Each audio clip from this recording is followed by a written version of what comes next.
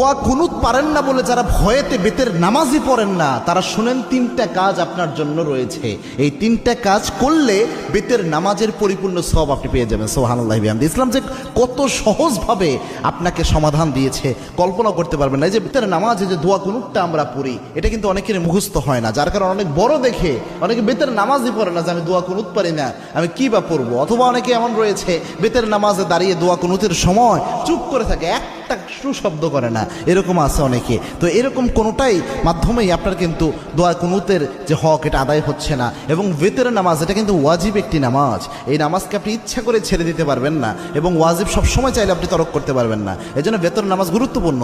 এবং কি আল্লাহর হাবিব সাল্লাল্লাহু আলাইহি ওয়াসাল্লাম বলতেন, ইন্নাল্লাহা বিতরুন ইউহিব্বুল বিতরা, আল্লাহ রাব্বুল আলামিন নিজে বেজরকে আল্লাহ রাব্বুল আলামিন নিজে ভালোবাসেন। সুবহানাল্লাহ। এবং আল্লাহর হাবিব সাল্লাল্লাহু আলাইহি ওয়াসাল্লাম সফর অবস্থায়ও প্রায় সময় চেষ্টা করতেন বেতের